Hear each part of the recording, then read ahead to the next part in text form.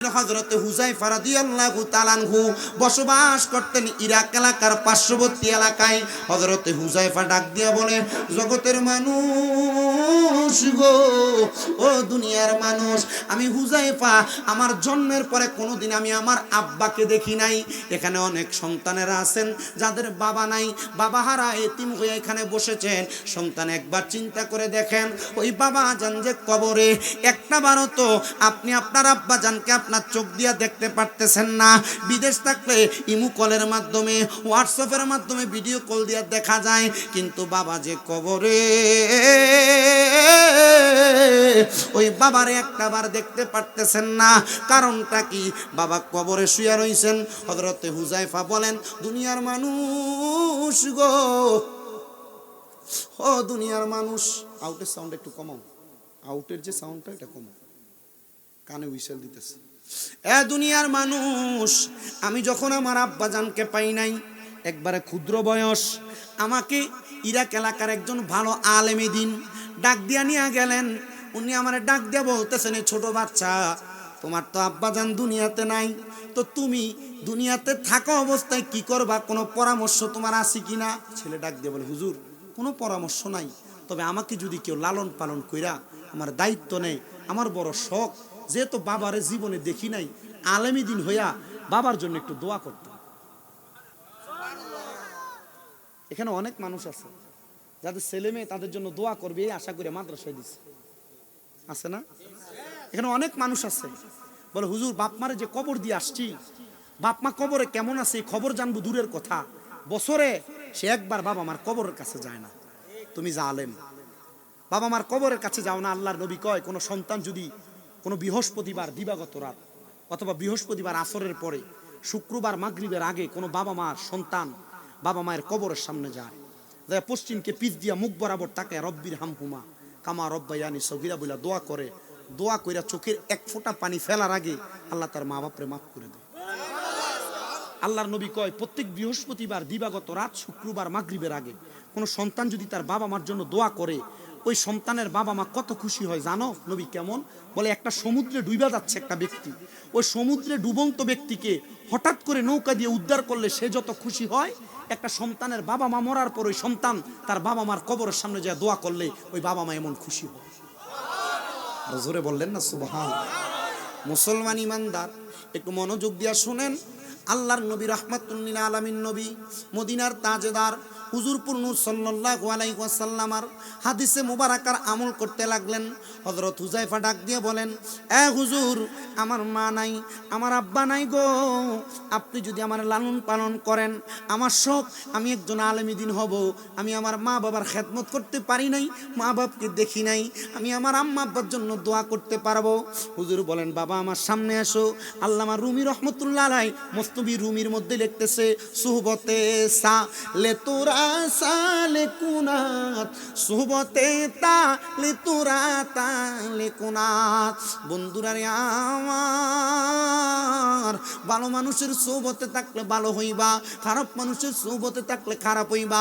হযরত হুযায়ফা বলে, আমি হুজুরের সোহবতে গেলাম, হুজুর আমারে সুন্দর করে ওনার কাছে রাখলেন, রাত্রে বেশিক্ষণ ঘুমাইতে দেয় না, আমারে বেশি বেশি করে তাহাজ্জুদ নামাজ পড়ায়, আর দিনের বেলা হুজুরের মাদ্রাসার মধ্যে মাকতাবের মধ্যে আমারে শুধু পড়ায়। আমি পড়তে পড়তে আমার বয়স 20 বছর হয়ে গেছে, আমার আব্বা দুনিয়াতে নাই, আমি হুযায়ফা আমার আব্বার জন্য কান্নাকাটি করি।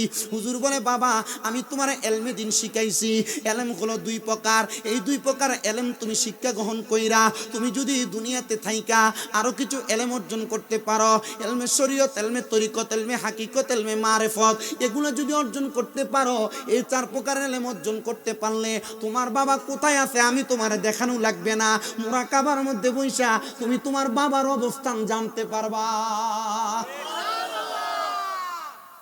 হুজুর তাকে তালিম দেয়। মুরাকাবা মুশাহাদা মাদ্রাসায় না, মুরাকাবা মুশাহাদা শিখায় হক্কানি পীরের দরবারে। মারহাবা কর। হক্কানি পীরের দরবারে কি শিখায়? মুরাকাবা মুশাহাদা। এনে সব মুরিদ হয়ে বই দিছে, কিন্তু মুরাকাবা মুশাহাদা কি একটু জানে না। কারণ হলো আপনি পীরের দরবারে যান বিরিয়ানি খেবেন লেগে, আপনি দরবারে যান ঘুরে ঘুরে সাউনের লেগে কয়টা দোয়া নাইছে, ঠিক না? হ্যাঁ আমি মনে হয় এবার উড়ুছে না জানি, এর আগের উড়ুছে মোরাকাবা মুশাহাদার ব্যাপারে আলোচনা করছিলাম শাহপুরে, এর আগেরটা আলোচনা করছিলাম, এবার মনে হয় করছিলাম শুধু মসজিদে দান করার ফজিলতের। তো ধারাবাহিকভাবে তো এগুলা চলে। তো ইনশাল্লাহ আগামী 17 তারিখ বাগদাদি হুজুর কেবলার যে কনফারেন্স হয়, অন্যবার তো অডিটোরিয়ামের মধ্যে হইতো, এবার হবে কুমিল্লা ঈদগাহ। তাহির হুজুরকেও দাওয়াত করা হয়েছে, মারহাবা কোন। দেশ বরণ্য বড় বড় ওলামায়ে কেরাম আসবে, আমরা এমপি সাহেব আইব, বড় বড় ব্যক্তিরা আসবে, আপনারা সবাই যাবেন। মোটামুটি রাত্র কয়টার মধ্যে শেষ করবে? 12টার মধ্যে শেষ করে দিবে। বিশাল ইন্তজাম হবে এবার, আপনারা দোয়া করবেন আল্লাহ যেন এই হযরতে বাগদাদি রহমতুল্লাহ আলাইহি কনফারেন্সকে সফল করে। তরিকত যে জায়গায় প্রচার হয়, জায়গায় গেলে নিজের লাভ আছে না, আমরা লাভের লেগে যাই, ফেডের লাভ, রুহের লাভের জন্য আমরা যাই না। আমরা যাই কিসের লাভের জন্য? ফেডের লাভ। ফেডের লাভ বাদ দেন, রুহের লাভ তালাশ করেন, কাম হইব। বলে হুজুর ফেডের লাভের লেগে তো আপনি ওয়াজ করতে আইছেন। হ, আমি পেটের লাভের লেগে আইছি, কিন্তু আমি আমার পেট ফিট দোনোটারে বুঝে তারপর আইছি। কথা কয় না, ঠিক না? অনেকে আমি আমি শুনছি আমার কাছে একটা বিচার দিতে, হুজুর আমরা আওনারে কইছি কি তো আনেইতা মূর্খ, কামেল ফাঁস করছি আর পরও মূর্খ, মাস্টার শেষ তো মূর্খ। আমি মূর্খ, কিন্তু আমার কথা হইলে আপনি আমি যা কথা বলি প্রত্যেকটা কথার একটাতে আমল করেন, 20টা একটু মহাব্বতে পড়েন আল্লাহু আকবার। আমি যেই কথা বলতেছিলাম, হযরত হুযায়ফা রাদিয়াল্লাহু তাআলা আনহু বলেন, আমি ইলম অর্জন করার পরে আবার আমার আম্মা আব্বার কথা চিন্তা করতে লাগলাম।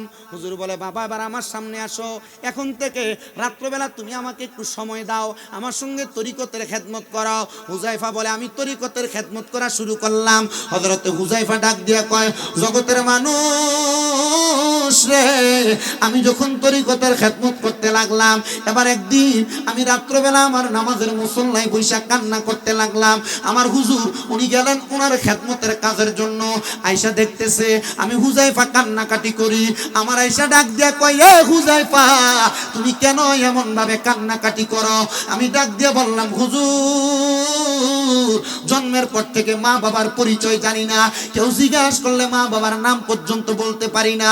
আমার মা কোথায় বাবা কোথায় আমার জানতে বড় ইচ্ছা করে। আপনি কি একটা বার আমি হুযায়ফার আমার মা বাবার সন্ধান দিবেন? হুজুর বলে, বাবা তুমি আমার সামনে আসো। সামনে ডাক দিয়া হুজুরের চাদরটা তার ঘাড়ের উপরে রাখলেন, রাইকা বলে, একবার পড়ো সূরা ফাতিহা, দুইবার পর তিনবার পড়ো সূরা ইখলাস, এবার একটু দুরূদ শরীফ আদায় করো। ছেলে ডাক দিয়া কই, হুজুর সূরা ফাতিহা পড়লাম, সূরা ইখলাস পড়লাম, দুরূদ শরীফ পড়লাম, এখন আপনি কি আমার মা বাবারে দেখাইবেন? হুজুর ডাক দিয়া বলে, বাবা চক্ষুটা বন্ধ করে তুমি একটু মুরাকাবা করো। মুরাকাবা মানে হলো ধ্যান করা। কি করা? মুরাকাবা মানে কি করা? মুরাকাবা মানে হলো ধ্যান করা। বাবা তুমি মুরাকাবা করো। হুযায়ফা ডাক দিয়ে আমি মুরাকাবা করলাম, দুনিয়ার সব কিছুর কথা ভুলে গেলাম, আমি আমার আম্মা আব্বার কথা স্মরণ করতে লাগলাম। বন্ধুরা রে আমার, হযরত হুযায়ফা বলে, হঠাৎ করে আমি দেখতে পাইলাম আমার চোখের সামনে সাদা রঙের পোশাক পরা দুইজন ব্যক্তি হাজির হয়ে গেছে। আমি জিজ্ঞাসা করলাম, কারা গো আপনারা? মুখটা উঠে বলে, ও হুযায়ফা তুমি যার জন্য কান্না করো তোমার মা, উনি হলো তোমার আম্মা জান। হুযায়ফা তুমি যার জন্য কান্না করো আমি হলাম তোমার আব্বা জান। ও আম্মা আব্বা আপনারা কোথায় গো? আপনারা দুনিয়াতে নাই। হুযায়ফার মা ডাক দিয়া কই, হুযায়ফা গো তুমি যখন আমি মায়ের গর্ভে তোমার আব্বা জান বনি কাফেলা নিয়া নদীর মধ্যে দিয়া যখন ট্রলার যুগে যায়, তোমার আব্বা জান সমুদ্র ডুবি হইয়া তুমি 6 মাসের মাথায় তোমার আব্বা ইন্তেকাল করেছে। ও মা আপনি কিভাবে ইন্তেকাল করলেন? মা ডাক দিয়ে কয়, সন্তান তোমারে প্রসব করার সময় আমি মা দুনিয়া থেকে বিদায় হয়ে গেছি। হুযায়ফা ডাক দিয়ে কয়, মা এমন মন্দ কপাল, বাবাকেও দেখলাম না আম্মাকেও দেখলাম না, আমি সন্তানের কপালে কি একটু শান্তি পাবো না? মা ডাক দিয়ে কয়, বাবা মা বাবার প্রশান্তিতে তুমি সন্তানের প্রশান্তি। এ হুযায়ফা তুমি কি পারবা আমাদের জন্য আরেকটু বেশি করে দোয়া করতা? মা গো কেন? মা বাপ দুইজন ডাক দিয়ে বলে, আমরা আমাদের কৃতকর্মের কারণে জাহান্নামে চলে গিয়েছিলাম, কিন্তু তুমি হুযায়ফা যখন ইলম অর্জন করা শুরু করে দিলা, তোমার ইলমের অর্জন করার কারণে আমার আল্লাহ তাআলা আমাদের কবরের আযাব মাফ করে দিয়েছে। সন্তান ইলম অর্জন করার কারণে আল্লাহ আল্লাহ মা বাপকে মাফ করে দিচ্ছে। কিন্তু এই সন্তান তার মা বাবা কই আছে জানতোই না। স্বপ্নে শুধু এলান আর আওয়াজ আসছে, বাবা 5 মাস গর্ভে থাকা 6 মাস গর্ভে থাকা অবস্থায় বনি কাফেলা নিয়ে যাওয়ার সময় ডুইবা মারা গেছে, আর মা সন্তান জন্ম দেওয়ার পর মারা গেছে। আর সন্তান একজন আলেমের সোহবতে যায় এলেম অর্জন করে আলেম হয়েছে, আর এই এলেম অর্জন করার কারণে আল্লাহ তার মা বাপরে মাফ করে দিচ্ছে। আচ্ছা বলেন তো, আমরা যদি আমাদের সন্তানদেরকে আলেম বানাই লাভ আছে না? অনেকে হিসাব করে 10-20 টাকা 50 টাকা 100 টাকা দাওয়াত খাবো এর লাগে আলেম বানাইতাম। আরে না, আপনি আপনার সন্তানকে আলেম বানাইলে দুনিয়ার লাভ যদিও না হয় আখেরাতের লাভ হবে। কথা বলেন না ঠিক কিনা? তো আপনারা আখেরাতের লাভটা আমাদের বেশি দরকার। দুনিয়াতে বাঁচবেন 60-70 বছর, কিন্তু আখেরাতের জগৎ বড় মারাত্মক, বড় কঠিন। এই জন্য আমি আপনাদের কাছে বলি, যাদের মা বাবা ইন্তেকাল করেছে, দোয়া কি কম করবেন না বেশি করবেন? দোয়ার পক্ষে আছেন কারা কারা? সোজা সোজা হাবিব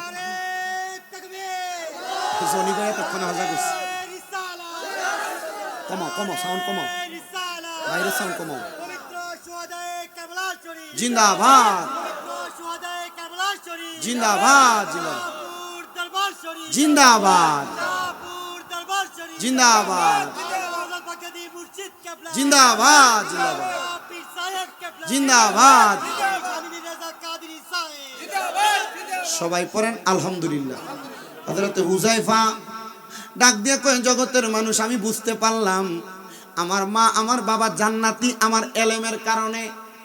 তার মানে বোঝা যায় সন্তান যদি কোনো অপকর্ম করে, তার অপকর্মের কারণে মা বাবা দোজখেও যায়, ঠিক কিনা? তাহলে আমরা চাই আমাদের মা বাবা জান্নাতে যাক। সন্তানের দল, আপনারা যারা এই জান্নাতের বাগানে বসলেন, যাদের মা নাই যাদের বাবা নাই, একবার চিন্তা করে দেখেন আপনার মা বাবা দুনিয়াতে যদি বাইচা থাকতো, আপনি আপনার মা বাবার কত খেদমত করতেন। এমন অনেক কুলাঙ্গার সন্তান আছে যারা লক্ষ লক্ষ কোটি কোটি টাকা ইনকাম করে, কিন্তু তাদের মা বাবারে বাদ দেয় না। মা বাপরে খাওয়ানি নিয়ে এলাকাতে বিচার বসানো লাগে। আছে না? বহু মা বাবা কান্নাকাটি করে, বহু মা বাবা। আমি এই কথাটা ডাইরেক্টলি আপনাদেরকে বলে দিয়ে যাই, কোনো সন্তানের মা বাবা যদি, ওই সন্তান তার মা বাবাকে খাবার খাওয়ানোর এটা নিয়ে যদি দ্বন্দ্বের সৃষ্টি হয়, সন্তান যদি মা বাপরে না খাওয়ায়, ওই সন্তান লক্ষ কোটি টাকা ইনকাম করতে পারবে, কিন্তু মা বাপরে না খাওয়ায়া জীবনে কোনো উন্নতি সাধন করতে পারবে না। আছে না এমন অনেক? বিবাহ করার পর স্ত্রীর প্রেমে পাগল হইয়া মা বাপকে জুদা করে দেয়, ভাইয়ে ভাইয়ে ঝগড়া লেগে মা বাবাকে আলাদা করে দেয়। শাহপুর দরবার শরীফের যারা মুরিদান আছেন, বিভিন্ন দরবার, পানুয়া দরবার, মাইজবান্ডার দরবার, রেজবিয়া দরবার, জালালিয়া দরবার, অন্যান্য যত দরবার আছে, দরবারের বায়াত যারা আছেন, আপনারা আমার কন্ত, আমাদের দরবার কি আমাদেরকে মা বাপরে খাওয়াইতে শিখায় না মারতে শিখায়? মা বাবার সম্মান করতে শিখায় না অসম্মান করতে শিখায়? তাহলে আমরা তরিকত গ্রহণ করে আমরা লাভ হইছে না? কথা বলেন, লাভ হইছে না? হযরতে হুযায়ফার জীবনী থেকে এটা শিক্ষা গ্রহণ করেন, যেই সন্তানেরা তাদের মা বাপরে খাওয়ায় না, মা বাপরে পড়ায় না, ওই সন্তান জাহান্নামী। আল্লাহর নবীর সাহাবায়ে কেরাম ডাক দিয়ে বলে, ইয়া রাসূলুল্লাহ, ইয়া হাবিবাল্লাহ, নবী গো, আমরা আমাদের মা বাবার জন্য কি এমন কাজ করব যেটার কারণে আমার আল্লাহ তাআলা আমাদেরকে নাজাত প্রদান করবে? আমার নবী বলেন, তোমাদের মা বাবা যদি বেঁচে থাকে, তোমরা তাদের খাবারের ব্যবস্থা করো। সন্তান খাওয়াইবো দূরের কথা, জুদা করে দেয়। কোনো সন্তান যদি মা বাপকে জুদা করে দিয়ে থাকো, আলাদা করে দিয়ে থাকো, দমক দিয়ে থাকো, দাও তোমার পাও আমার সামনে দাও, আমি আমার জিহ্বা লাগায় তোমার পাও পরিষ্কার করে দিব। শুধু ওয়াদা করবা, হুজুর আমি আমার মা বাপকে জুদা করে দিছি, এখান থেকে বাড়িতে যাইয়া আমি আমার আম্মা আব্বার পায়ের মধ্যে ধরে মাপ চাইবো। যতক্ষণ পর্যন্ত মা বাবা মাপ না করবে, ততক্ষণ পর্যন্ত মা বাবার পাও ছাড়বা না। এখানে অনেক ছোট ছোট বাচ্চারা বসে আছো, তোমরা অনেকে আছো মা বাবার সঙ্গে বেয়াদবি করো। মা বাপ কোনো কাজ করতে বলে পারতাম না বলে তোমরা মা বাপকে খেদায়া দাও। মা বাপ কোনো কাজের কথা বললে ধমক দাও। মা বাপ কিছুর কথা বললে পারবো না বলে মা বাবার কাজকর্ম করো না। মনে রাখবা, ছোট ছোট বাচ্চারা, যুবক ভাইয়েরা, আম্মা আব্বার এমন কাজকে তারা অবহেলা করো, জীবনে বড় হইতে পারবা না, সম্মানিত হইতে পারবা না, ইজ্জতওয়ালা হইতে পারবা না, সম্মানওয়ালা হইতে পারবা না। যদি মা বাবারে কষ্ট কষ্ট দিয়া থাকো, খানা না দিয়া থাকো, মা বাবারে আঘাত দিয়া থাকো, ওয়াদা করো মা বাবার পায়ে ধরে মাপ চাইবা। অনেকে চিন্তা করে হুজুর মাপ চাইবো দূরের কথা, 2 ঈদে মা বাবার পাশে আমি সালামি করি না, মাপ চাইবো কেমনে? আল্লাহর নবী কয় শুধু মাপ চাওয়া না, মাঝে মাঝে যদি সুযোগ পাও রে আম্মা আব্বার কদম বুসি করবা, কদমে চুমা দিবা। আমার দিকে তাকাও, এলেম দিয়া বক্তা না, আম্মা আব্বার কদমে চুমা দিয়া বক্তা, আম্মা আব্বার খেদমত দিয়া বক্তা। আম্মা আব্বার এমন খেদমত আমার দ্বারা হইছে, আমি বিশ্বাস করি আমার আল্লাহ তাআলা আমার এলেমের কারণে আমার আলেম আর বক্তা বানাই নাই, আম্মা আব্বার খেদমতের কারণে বক্তা বানাইছে। এই সাওয়ালপুরের মানুষ আজকের মাহফিল কবুল হবে কিনা এটার গ্যারান্টি কেউ দিতে পারবে না, কেউ দিতে পারবে না। তবে আমি একটা গ্যারান্টি দেওয়া যায়, আগামীকালকে যদি শোনো সাওয়ালপুরের কোনো দোকানে বইসা কোনো মুরব্বী বলতেছে হ্যাঁ শামীম রাজার ওয়াজ শুইনা আমার ফুতে আমার পায়ে ধরে মাপ চাইছে, মনে করবা মাহফিল কবুল হয়ে গেছে। যদি কোনো মহিলারে বলতে শুনো শামীম রাজার ওয়াজ শুনে আমার ফুতে আমার পায়ে ধরে মাপ চাইছে, মনে করবা মাহফিল কবুল হয়ে গেছে। এ প্রিয় মুসলমান শুনো, অন্তরের কান লাগায়া, আম্মা আব্বার পায়ে ধরলে দাম কমে না, ইজ্জত কমে না, সম্মান কমে না, আম্মা আব্বার পায়ে ধরলে দাম বাইরা যায়। বাড়াই কি? বাড়াই কি? আম্মা আব্বার পায়ে ধরে কি শুধু মাপ চাইবেন না, মাঝে মাঝে চুমও দিবেন। আমি আমার জীবন থেকে একটু বলি, আমার আম্মা আজকে 1 বছর 2 মাসের উপর অসুস্থ। 1 বছর 2 মাস। 1 বছর 2 মাসের ভিতরে যখন হসপিটাল ভর্তি অপারেশন হয়, ডাক্তার বলছে আর কোনোদিন হাঁটতে পারবে না। এই অবস্থায় প্রস্রাব পায়খানাগুলা কোষ করে করে সাফ করছে। পায়খানা একবার সাফ করার পরে আবার পায়খানা আবার সাফ করা লাগছে। মুখে মাস্ক লাগাইছি না, যদি মা মনে করে ফুতের মনে হয় কষ্ট হইতেছে।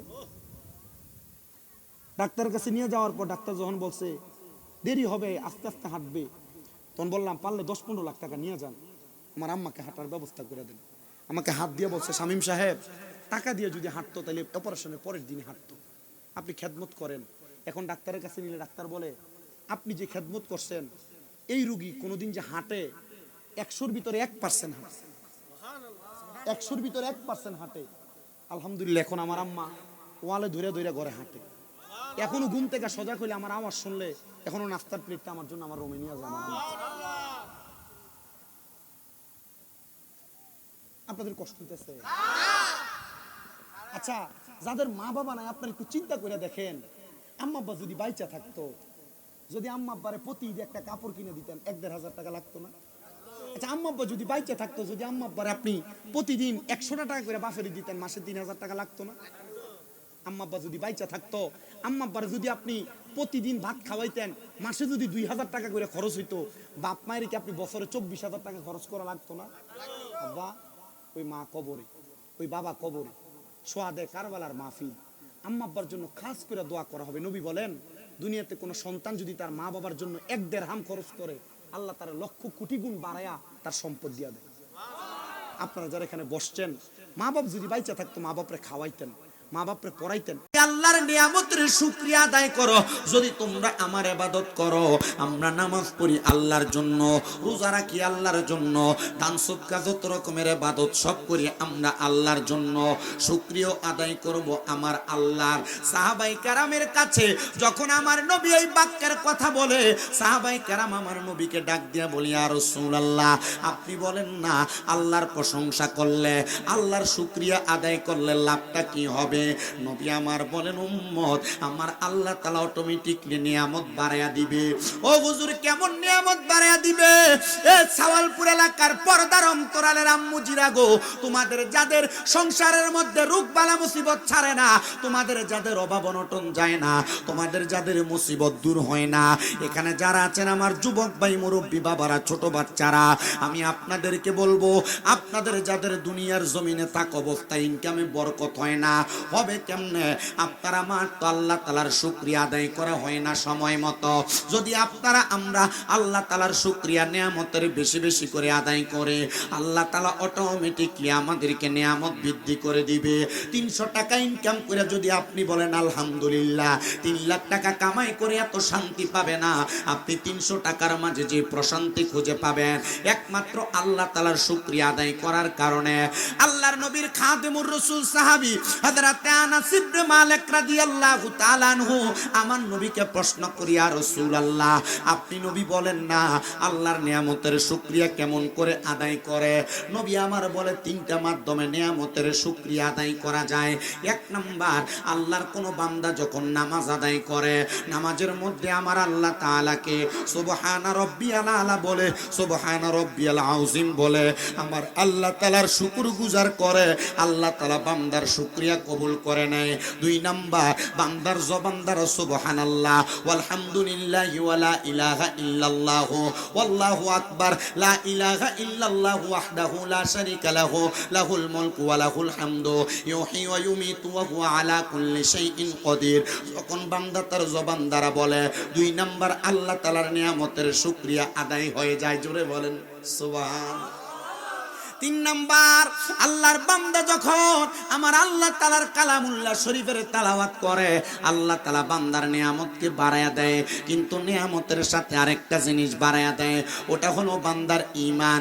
যাদাতুম ঈমানা বলে আল্লাহ তাআলা কোরআনে ইঙ্গিত করেছে।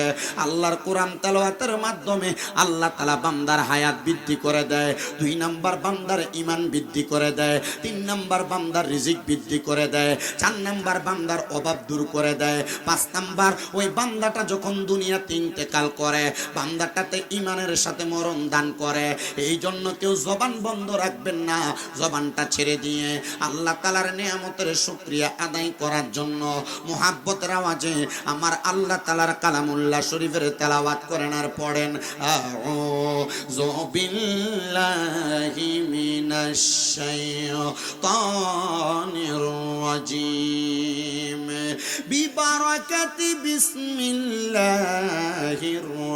রাহমানির রাহিম ইন্নাল্লাযীনা আমানু ওয়া আমিলুস সালিহাতি উলাইকা হুম খায়রুল বারিয়া। ওয়া ক্বালা তাআলা ফি কালামিহিল মাজিদ ওয়া ফি ফুরকানিহিল হামিদ ইন্নামা ইউরিদুল্লাহু লিইয়ুযহিবা আনকুমুর রিজসা আহলাল বাইতি ওয়া ইউতাহহিরাকুম তাতহীরা।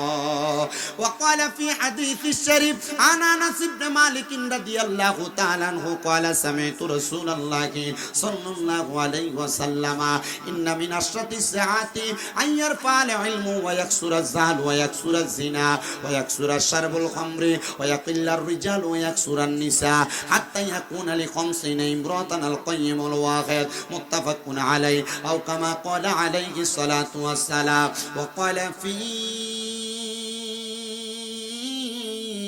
শানি হাবিবিহি ওয়া মাহবুবিহি ওয়া মা'শুকিহি মুখবিরান ওয়া আমিরা ইন্নাল্লাহা ওয়া মালাইকাতাহু ইউসাল্লুনা আলান নাবিয়্যি ইয়া আইয়ুহাল্লাযীনা আমানু সাল্লু আলাইহি ওয়া সাল্লিমু তাসলিমা আল্লাহুম্মা সাল্লি মুহাব্বতে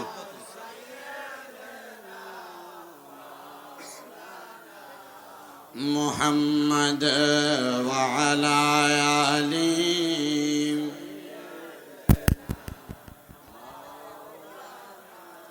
সবাই জবান খুলে মুহাব্বতের আওয়াজে পড়ি আল্লাহুম্মা সাল্লি। ये बात किस कदर हंसी, ये बात किस कदर हंसी, जो कह गए मुईनुद्दीन दीन की पनाह हुसैन है, हुसैन है दीन की पनाह हुसैन है, मेरा हुसैन है बादशाह हुसैन है दीन की पनाह हुसैन है।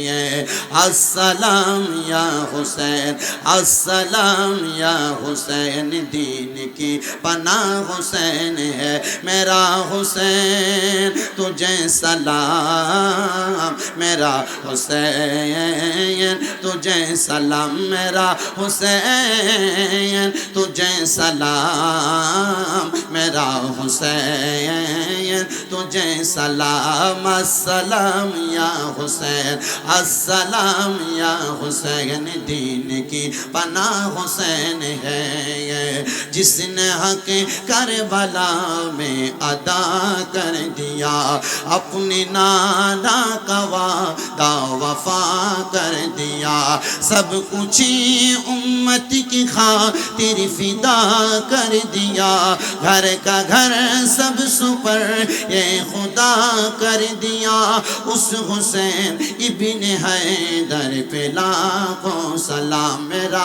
हुसैन तुझे सलाम मेरा हुसैन तुझे सलाम अस्सलाम या हुसैन अस्सलाम या हुसैन दीन की पनाह हुसैन है ইসলামের জন্য ইমাম হোসেন শাহাদাত বরণ করেছেন এই বিশ্বাস কার কার আছে দুই হাত তুলে আমার আল্লাহকে দেখায় দেন আর দুইটা হাতকে নবীর রঙের পতাকা বানায় নারা দেন আর পড়েন আসসালাম ইয়া হোসেন अस्सलाम या हुसैन मेरा बादशाह हुसैन है मेरा बादशाह हुसैन है अल्लाहुम्मा सल्ले मोहब्बत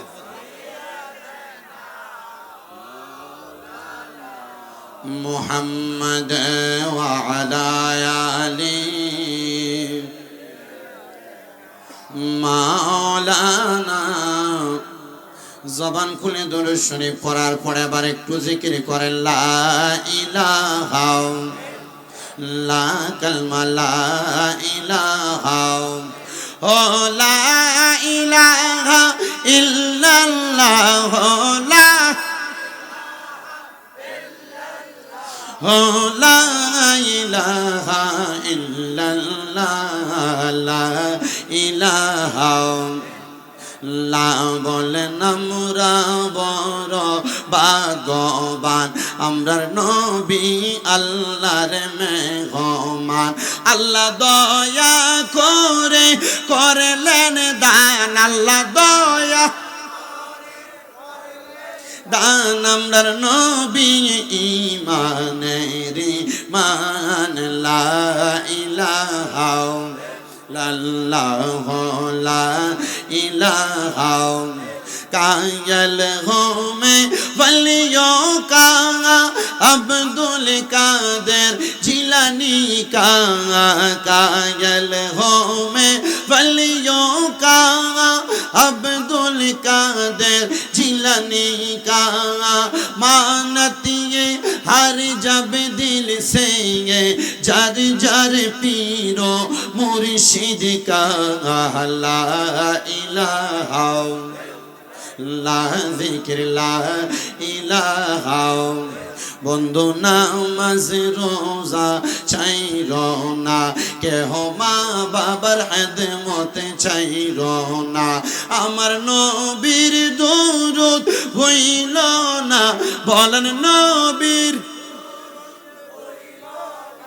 আমার নবীজি তোমায় ভুলবে না লা ইলাহা লা জিক্র লা ইলাহা